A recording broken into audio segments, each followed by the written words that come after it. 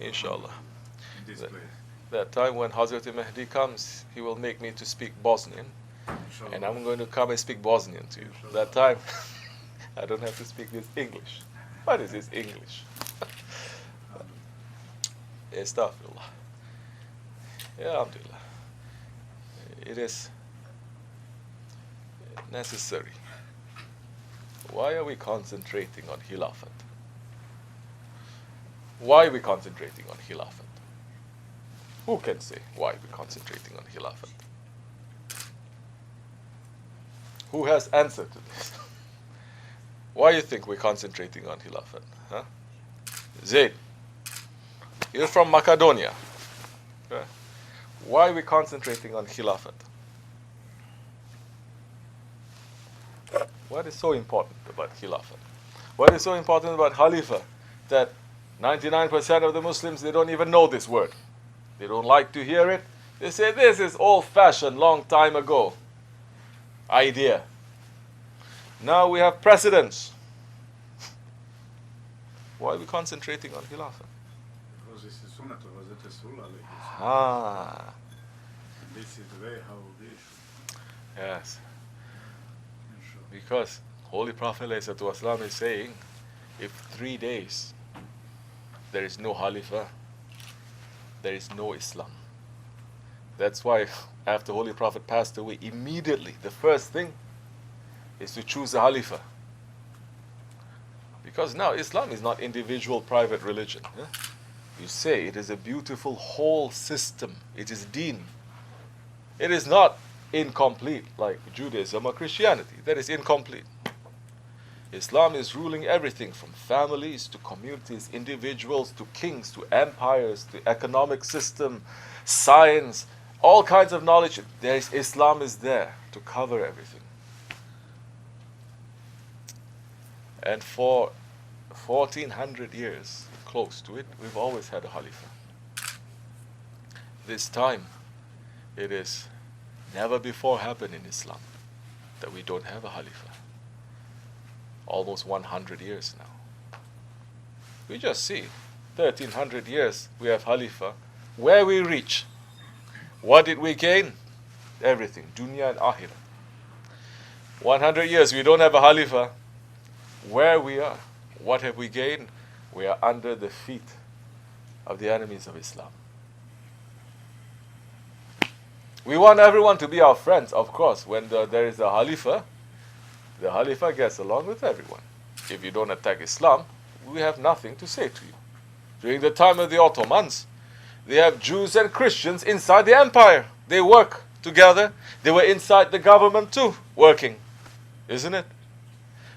The Ottomans, they were getting people, not only Turks, they were getting, especially the Bosnians, the Albanians, they were getting their grand viziers. So many of them they were. The kings of Egypt, they're coming. He was Albanian, wasn't he? So many different races. That is the meaning of empire. When you have an empire, there is a protection. But they brainwash us. They say empire means that you're going to go to a country, you're going to just take everything from them and you're going to leave them backwards. That is West. That is not East. Islam went to every country to spread Islam and it brought that civilization high. Where Islam touched, the civilization did not go high. Where? India? India was nothing before Islam came. And after Islam, you see how much civilization and knowledge came out. Same thing with Baghdad, same thing everywhere. This is the history that we all have in our hands, that we have to look once in a while. There's no Khalifa. There's no one representing the Prophet ﷺ. How there can be Islam when no one is representing Prophet? That's why you get individual Islam, like today. Everyone claiming something. Huh? In the old days, to be an imam, it is a respected position for life. Not part-time. Cannot be. Not too long ago when I was growing up, too. until I came to America and I see Imam praying, wearing jubbah, wearing turban, and after that he's going out and he's wearing motorcycle jacket. Anyway, I said, this is Imam. Oh, it's different. I'm not going to judge, but I'm saying I don't like this. This is not what Islam is supposed to be. So, the Khalifa has only disappeared, veiled, less than 100 years ago. It is not 1,000 years ago. It's very recent. And when we had the Khalifa, where Islam was reaching all the way to the heart of Europe, it was forming such a protection for the Muslims, no one can enter. But Muslims from so many different places, we were tricked into saying, look, why you have to follow that one? Why you have to follow one leader? You have a head, right? Why don't you follow yourself? Nationalism. It came into Islam. And Holy Prophet ﷺ came to stop nationalism. He came, he says, we are not tribalism. We are not tribes anymore. Different families. We come here all together. We are all together. We are brothers, isn't it? He came in his association. He had Arabs and he had Ajam. He had slaves and he had masters. He says, the Arab is not superior to the non-Arab. The non-Arab is not superior to the Arab except for what? Taqwa. Taqwa. How are you going to have taqwa if you are rejecting Holy Prophet ﷺ? You cannot have taqwa at that time. Then you have Islam according to your own head. Everyone is making up their own rules. You see, especially in America, you see different kinds of Islams that you never hear in your, especially with the poison of Wahhabism that is coming, that brought the Hilafet down. What is this? Why are we concentrating also on the Wahhabis? Because never before that kind of fitna entered into Islam that is as big as that fitna. That right now, the holy house of the Prophet ﷺ, that the sultans, from the Umayyads to the Abbasis, to the Seljuks, to the Ottomans, they were preserving everything. They say Prophet prayed there, built a jami. They say Hazrati Fatima lived there. This is a holy place. They're saying Hazrati Osman prayed over there, let's make another jami there. Everywhere they're seeing holy because there is a barakat. It's not a thing, it's what is raining down. Wahhabis coming into power, supported by the British and the French. They're saying, why you have to follow a Turkish Khalifa? You are Arabs, you're supposed to be ruling. The Sharif Hussein, he got fooled. The British fooled him, saying, we were going to make you to be Khalifa. Help us to bring it down. They betrayed the Ottomans. Sharif Hussein, then they say to him, lick your hand. Now we exile you. They give the power to those ones calling themselves Muslims. But these ones are the enemies of Islam, that they make sure the Muslims will never come together. These are the ones who look and they say, this is the house of the Prophet. Destroy it. They turned the house of the Prophet into a public toilet. Do we know this? This is another holy place. Finish it, make it into a parking garage, parking lot. The cave of the Prophet ﷺ, Thawr or Hira. They put cement to cover so that we cannot go inside anymore. And they say, no Khalifa, no Hilafet. Everyone rule according to their own head. Once you see Allah subhanahu wa ta'ala, subhanallah, you look, once the Hilafet fell, they removed the Khalifa. And there were so many betrayers inside of Islam at that time. Inside, calling themselves Ottomans also. but they were betraying from every nation too. Once you see the Hilafat was being veiled, every nation got heavy punishment from Allah subhanahu wa ta'ala. Is it not? Can we say good things happened to India? No. Can we say good things happened to the Arab countries? No. Can we say good things happened to the Balkans? No.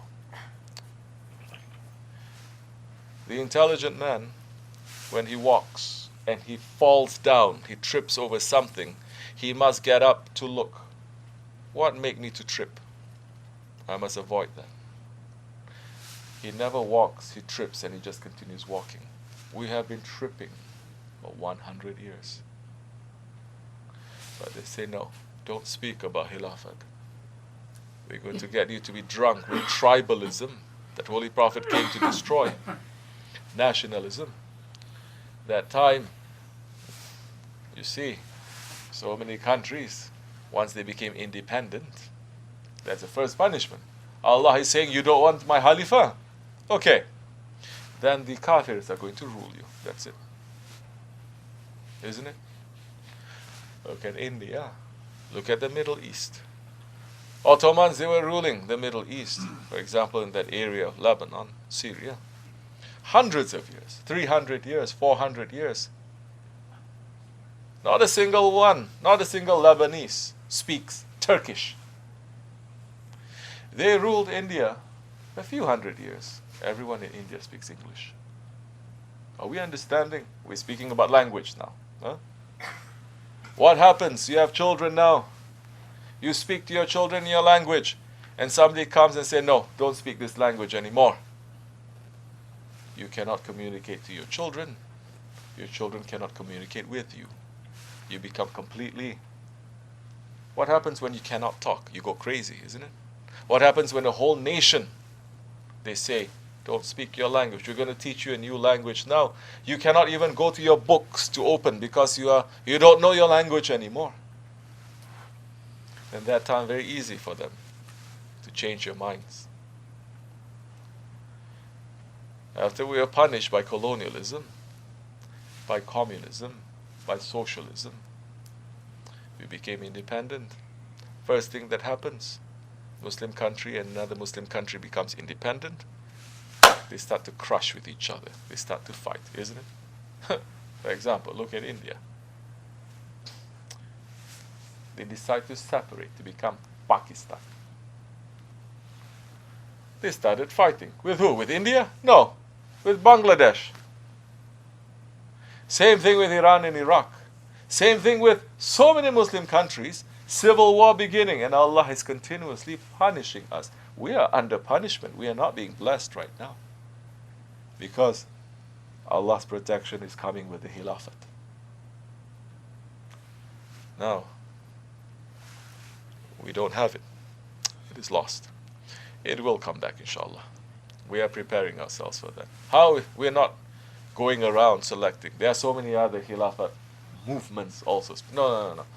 You're not going to vote for the Khalifa. The feet doesn't choose the head. The sheep, they don't choose the shepherd. You see, I have a sheep. They're choosing, electing who the shepherd is going to be. The Khalifa, Allah is going to appoint.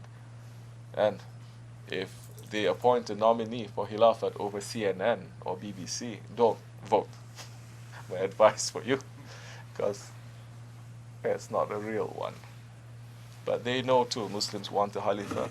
They may provide one for us, but they are the ones controlling it from behind. We have to be very intelligent. This, what's going to happen, it is a spiritual thing that's going to happen. There will be so many unusual events. The events of the last days. It is not as we think, as we see. White is going to be black, and black is going to be white. We are living in this age. This is the age of Jababir. Holy Prophet ﷺ is saying, after me, there will be Khulafai Rashidin. After the Khulafai Rashidin, there will be Maliks. After the Maliks will come Sultans. After the Sultans, there will come 100 years of tyrants. Jababira, the tyrants. After that, there will come a time of the Hilafat as it was during my time. Now we're living in the age. This is the age of tyranny. where you see tyrants. It's easy for us. We mustn't forget. We are living here, yes, it is easy. But we should remind ourselves and remind our children. It wasn't so easy just a few years ago, what happened in our own countries. And right now, it is not easy for millions of Muslims living everywhere else in this world. We're sitting nice and comfortable everywhere.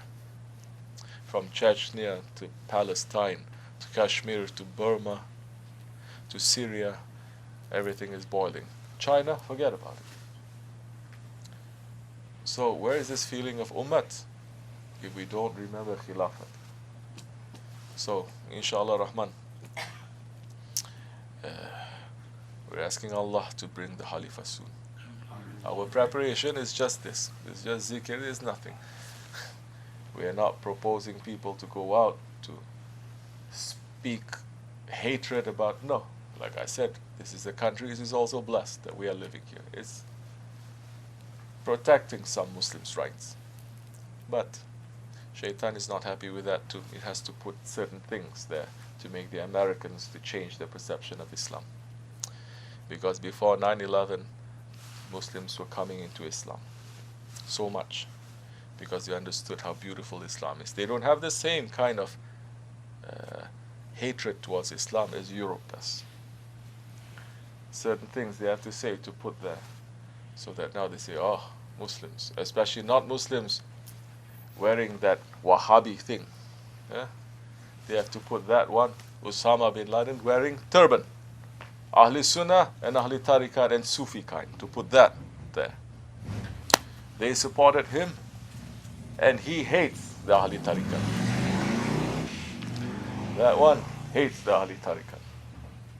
So, we are here just reminding people, to bring people together, to say that we are not different from each other, and that we are here to be together, because once we were together with our Khalifa, we were not separate. The hand, if you are separating the hand, it's very easy to break the fingers. But if the hand is put together, it is impossible now, that time. Muslims have lost this. Muslims have lost this. Now Muslims saying, we have to be separate. We want to be separate. We like to be separate. Allah is saying, be a jami. Don't separate. Why are you separating? Holy Quran is saying, only the believers, they are brothers. Only the believers that they are brothers. Holy Prophet ﷺ came to destroy this tribalism, this nationalism.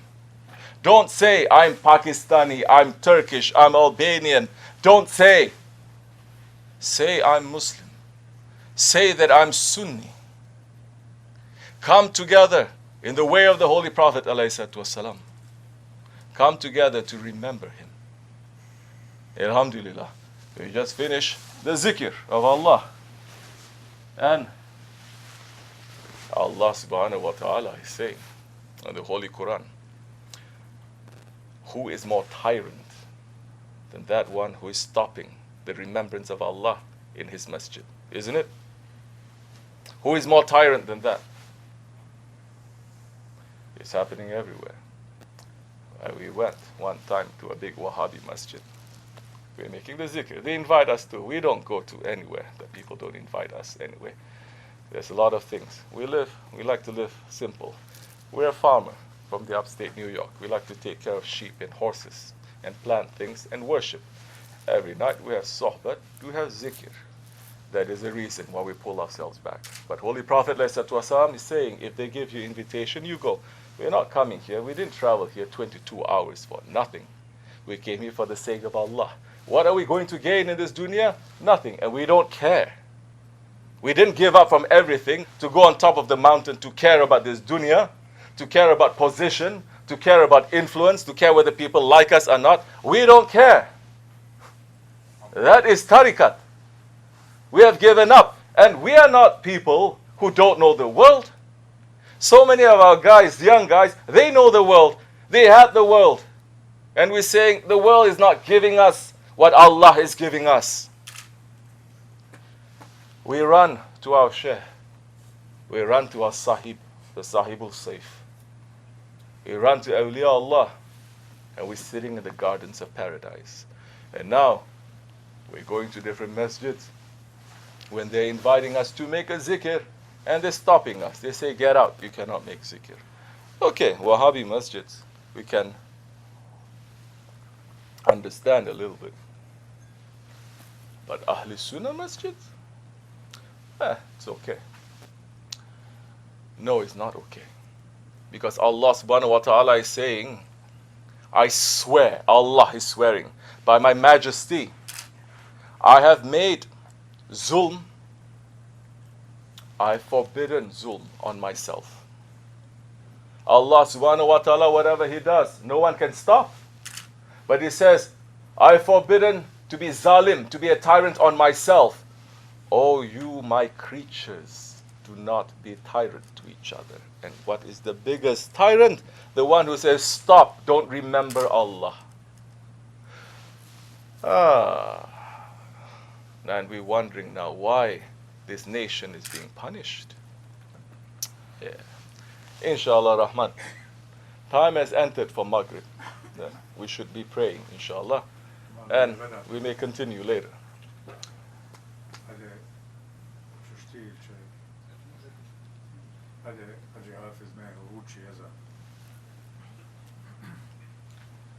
So, Astaghfirullah al-Azim wa atubu ilayh. Welcome to you.